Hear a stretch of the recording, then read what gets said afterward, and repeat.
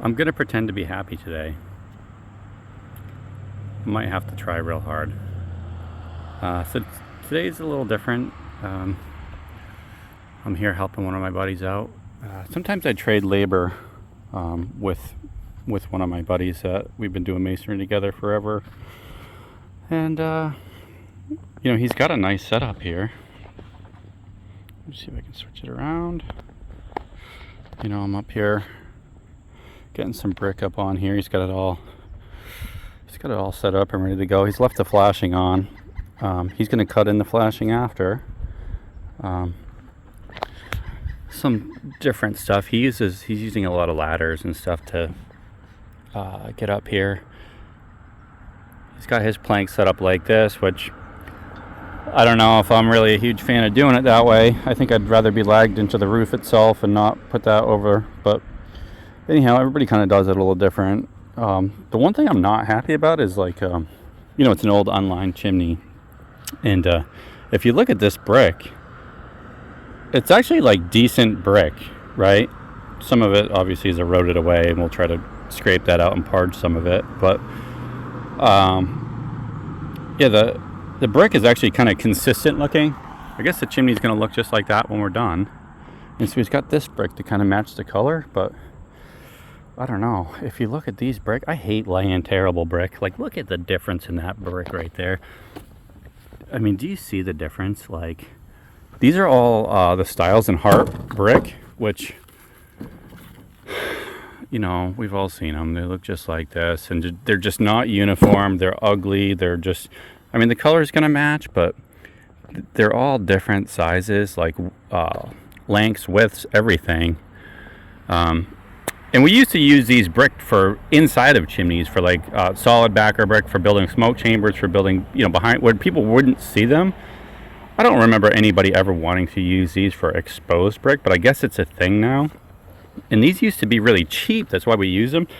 He just picked up these brick, and they were over $2 a piece for terrible brick. I mean, they're hard and probably durable, but I don't want to lay these brick. So yeah, I'm gonna just put a fake smile on my face today, and no matter what, I'll just kind of keep smiling. So yeah, this is my buddy Phil. You might have met him in the last video.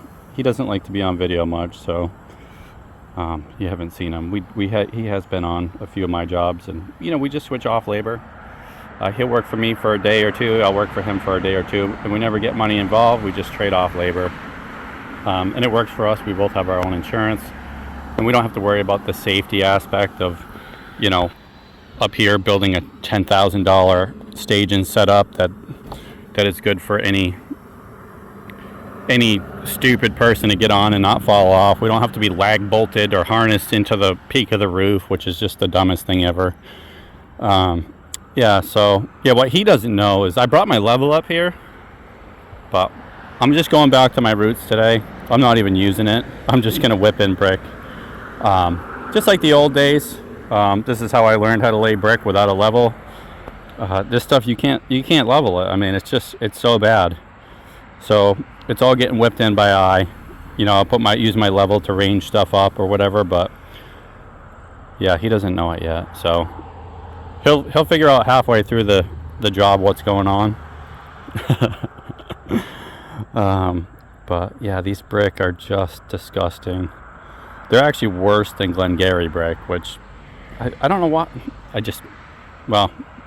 Enough about that. I'm just going to smile and we're going to work. He actually has a decent setup here. The only thing that sucks about this setup is we do have to lug the brick up one tong at a time. If I was to do this job, I would do it a little different. I'd probably have scaffolding set up in a tower up to here and then come over. That's how I would do it. And then I would just use I would just put chimney brackets on both sides of the roof with, this setup is not the best. It's angled, hard to stand on that, so yeah. Anyhow, Phil's down there getting some mud mixed. He's got some spec mix type in, and we're gonna get it going.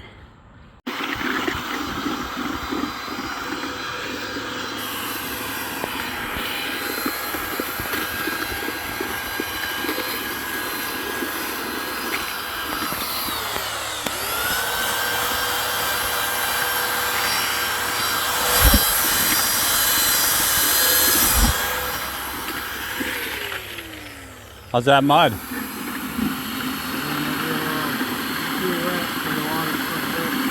Too wet? That's not too wet. That's beautiful. The thing will be rock solid by the time you get it up the ladder. Don't you dare mix it stiffer than that.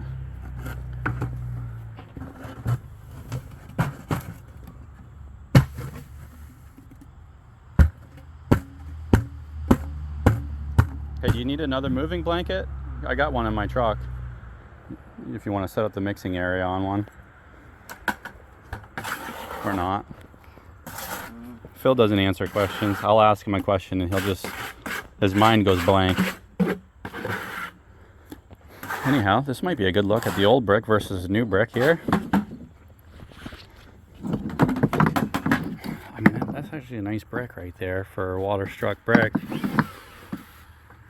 These ones are a lot more consistent. You can just tell looking at them. And then you look at these ones and you're like, what the hell kind of brick manufacturer puts that out and charges over $2 a piece for them? Like, what?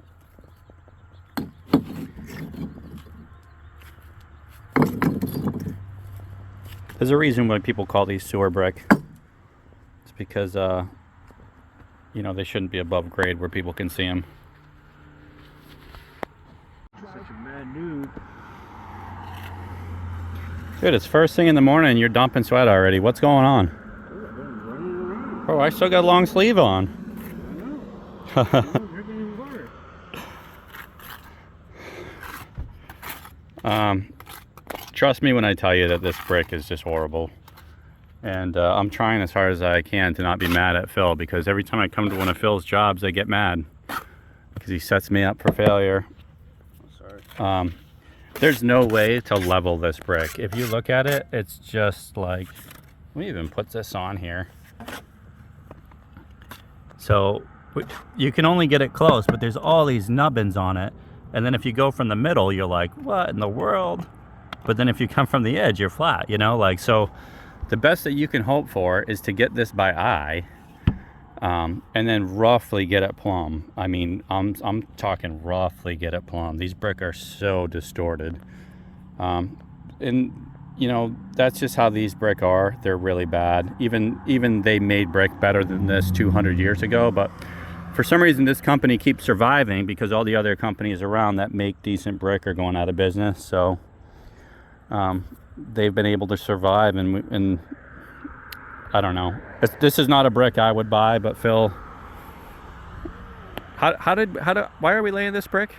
Because the homeowners picked it out. Did you show the homeowners this brick? Yes. Yeah, see, that's the problem. That's the problem right there. I would look at this brick in the rubble pile on the pallet at the place and be like, that is not a brick that I'm ever going to lay a chimney with. And I wouldn't even bring that for an example for the homeowner to look at. Yeah, but look at that brick there. That brick over there is actually like... Oh, but that brick's like 100 years old. Yeah, but it's actually like decently uniform. You could actually lay that. Look at the joints. Like, these joints are actually going to be like... Some of them are going to be, you know, like we're tight here. And then these ones end up being fat because they're just like... I don't know. Hopefully it matches from the ground at, what do you say, 35 miles an hour maybe? It's a 35, 40 mile an hour chimney.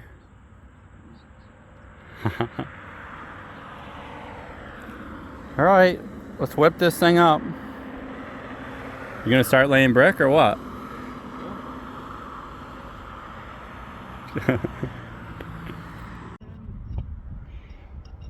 Okay, we're getting ready to go to gonna go take an early lunch. We bombed this thing up and now we're just getting these joints formed. We're not doing any brushing or anything, but it's always nice to get them formed. These ones are going to be round joints. As you can see, the brickwork is not so tight. I mean, these brick are just wild, and so getting everything level and plumb is it's pretty much impossible. I mean, all you can do is get it close, but yeah, the problem is you end up with some nice joints here. And then you end up with fatter ones with this type of brick. It's unavoidable. You can't make it do a nice tight job with it, which is which is why I would never think about using a brick like this for a chimney. But some people like the look, you know. Phil, why don't you talk? I can work all day with Phil and he doesn't say a damn word. I don't know. His old man never stopped talking. Dude, your dad did enough talking for everyone. He did. And screaming. Phil's dad was a yeller, right? Most people wouldn't last working for Phil's dad. He always found a way to dehumanize people. He actually had the strongest set of pointer fingers out of anybody I've ever met, and he would just take his fingers and he would point and he would be like, "Listen, buddy," and it would just about knock you over. Oh, dude, nowadays I think your dad would go to jail for assault. Oh, I think you would too. Yeah. Oh. So, yeah, Phil and I were just teenagers working together for his dad, and his dad was a tough guy to work for. He was actually at work. He was just an a-hole, and Phil and I got pretty abused by him physically and mentally. But actually, it wasn't like after I spent a while there. Like, I don't know, it changed for me, but it never changed for you because you were the son. So I became the prodigy who could do no wrong, and then you still got all the hate. Yeah, it is what it is. Yeah. So why did you become a Mason? Pretty much I didn't have a choice growing up. I wish people could see your dad. I remember his dad, we'd go in to get paid on Fridays, and he would make a point to snap all Phil's brand new CDs over the counter in front of all the employees. Any CD I would bring home that he didn't like, he would wait until everyone was around, all the guys. Yeah. I was there, and then he would just take the CD in his hand right on the corner of the table, bam, Snap it. snap it right in Just to half. show off to all the guys. And then he would always wrestle. He would always want to wrestle the guys. Oh, yeah. And bet them money, because he used to carry around a fairly good amount of cash. Big all fat the stack time. of cash. And he would always bet if you could get me down, you could have this wad of cash. So, Yeah, dude, your dad was rugged. He was an animal. I watched it. Your dad did push-ups with my brother on his shoulders.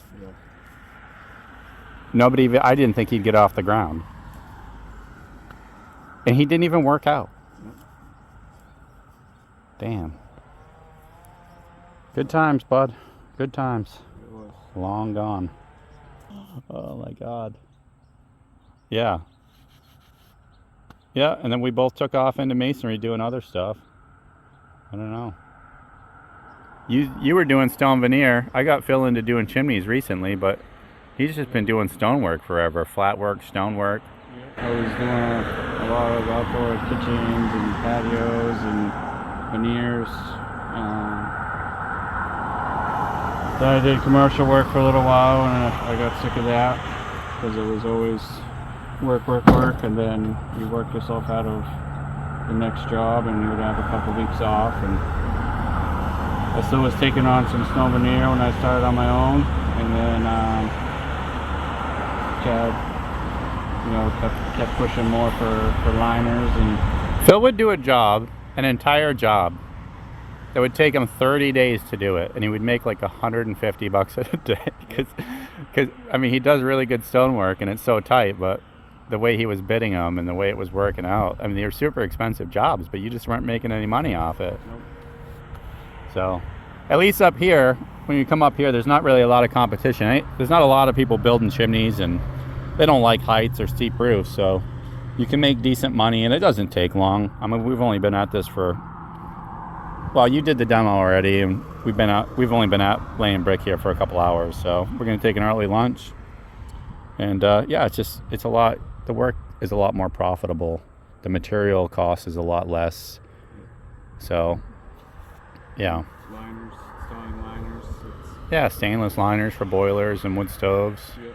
We'll go to lunch, let this set up. Once we get back, we should be able to finish the jointing and joining and brushing, and then we're gonna, I don't know, we could probably work this up to right around that first bump out there, right? We'll work it up to there, and then we'll jump the scaffolding up, and we'll work off of that, which, yeah. All right, let's go.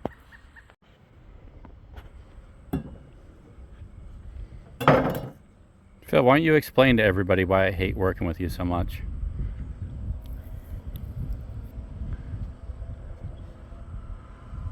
So when we first started off with the layout of the Just brick, stop. Stop. all right, Stop. Don't even say anything. Look at that. That chimney's 2.5 brick there. 2.5 brick wide, and now we got this one at 2 brick wide. So I got up here and I started bombing up the brick on top of the existing chimney that's down there, which is the same size as this one. I didn't realize it stepped back. Okay, at some point the brick steps back and it gains an extra half a brick. I mean, so really it's still Phil's fault. You should have said something. I don't think he really noticed that it had an extra half a brick.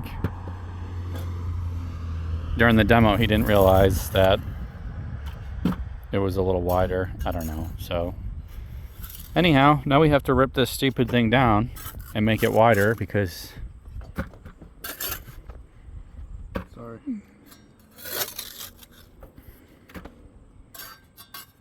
I hate you. Sorry. Okay, hey, we're back to square one. Got this chimney all ripped down, and we're gonna get it in just a couple steps right there, right below the flashing. I'm not taking it all the way back down to where we started. I can get it from right there in a couple steps. So that's how we're gonna do it. And yeah, it's hard to be mad about this type of stuff because, you know, it's, in my mind, Phil is like a lost puppy, and it's so hard for anybody to get mad at a lost puppy. He's just trying to find his way, you know? So I hate ripping stuff down. I literally do it.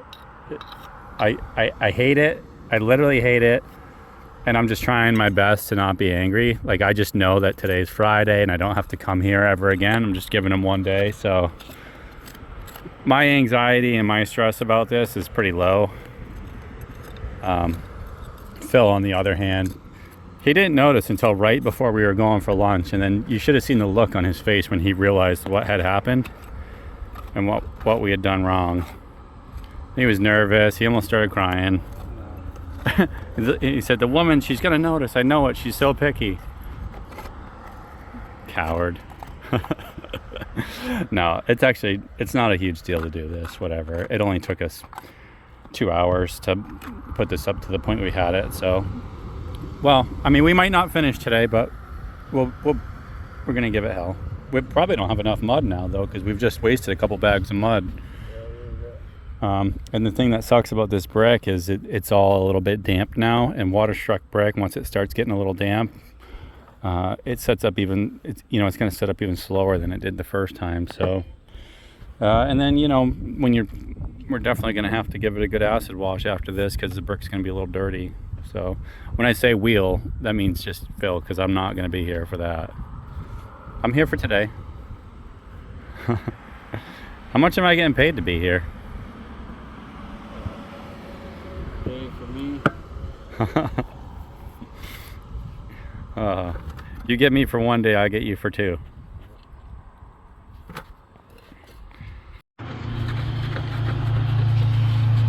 Well, after all that, we came up 2 courses short. We ran out of mortar, so yeah.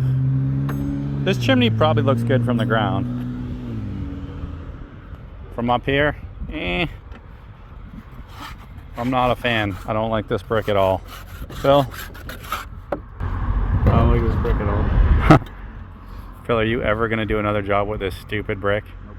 Never. There's no reason to ever buy Styles and Hart brick, ever. I wouldn't even... These brick were over $2 each. I wouldn't even... Like, if they were 10 cents a brick, if they were still like 10 or 20 cents a brick, dude, I still would never build a chimney with them again, ever. Do you know that lot of these I've got at my house that I got from those people? Those people, there's like 1,400 of them. I'm probably never going to use those bricks because I'll never build a chimney with them. They're probably good for fill. Like, I was thinking, okay, maybe I'll use them somewhere where they're hidden, where nobody can ever see them. I mean, it's going to look good from the ground, but these joints are just... It's so hard to make this look nice. These brick are so twisted and so many different sizes. Big lips and knurls and fat ones and skinny ones, and I cannot.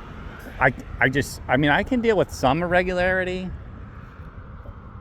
Don't you ever, dude, set me up like this again. I don't come to help you to do stupid stuff like this. Next time you buy real brick, dude. Try to match for the homeowners. Don't ever, no. Do not even run your stupid mouth, okay? You will never try to match for the homeowners again. You tell the homeowners, I'm going to match as close as possible, and then you pick out a decent brick to lay. No, dude, I wouldn't even lay these brick in a sewer. They're sewer brick. I wouldn't lay them in a sewer because I'd be embarrassed. I think it looks good. Oh, man. Well, the good news is I don't have to ever come back here to this job again. I helped for my one day and now I'm gone. Thanks for having me.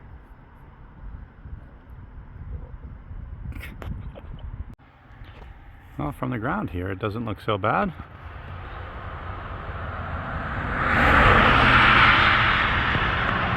I guess the lighting's not the best.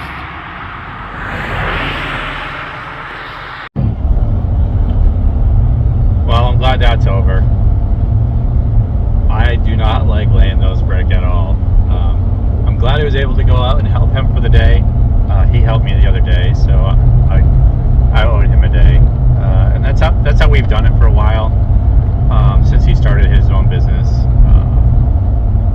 You know, we swap days. I'll give him a full day, he gives me a full day. We never talk about money. It just works out really well like that. He has his own insurance, I have my own insurance, so we don't have to worry about OSHA or safety or anything.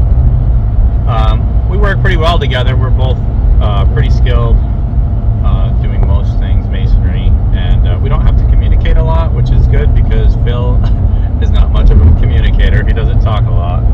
Matter of fact, I yell at him most of the day because he mumbles all the time. And I'm deaf in my left ear, so unless somebody is speaking directly towards me or speaking loud enough, like I can't hear him, he just mumbles. His dad was the opposite. His dad was a yeller. He was very boisterous. And yeah, I worked for his dad for a while when I was young. I started when I was 16, and you know, he was hard to work for, but man, his dad was a really good dude. I became really good friends with him. I guess, I don't know if friend's the word. He was actually a lot like a father figure to me when I was young as well. Like, he knew I needed help. Like, I was off on my own at a really young age.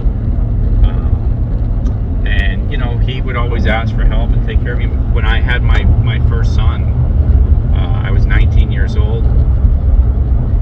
And he literally came to me to see me and my son, or after he was born he came, which is crazy. So that's how close we became, you know, like, and year or so was tough working for him because I was just, you know, just another young, stupid kid. But, you know, as I progressed, he thought of me. He told everybody I was his prodigy, so he would sell jobs, and then I would go to the job. And literally, I would be 17 years old, showing up to do your job, and people would call him and be like, "This is not what I signed on for. Like, I've got a kid doing my chimney, you know." And he always would smooth talk him, and I'd end up staying and doing the job. And yeah, he had me out there running work at a really young age, probably way too young. They do a lot of stone work, stone veneer, just chimney rebuilds and stuff like that. He had a way for making money. I mean, he had a 17-year-old out there running jobs, so like he was making money. But in you know, sadly, he died in 2005. He actually got in a car crash, so he was T-boned by what I was told was a drunk driver. Yeah, he didn't make it. So yeah, after that, I helped Phil wrap up a couple jobs that he had left. Phil was talking about taking over the business, but then, you know, Phil had a lot going on when he was young too. He wasn't ready to do it, so you know, I helped him finish up the last fireplace. That he was building a fireplace, and I showed up and I helped him build the rest of it. And yeah, so. But ever since then,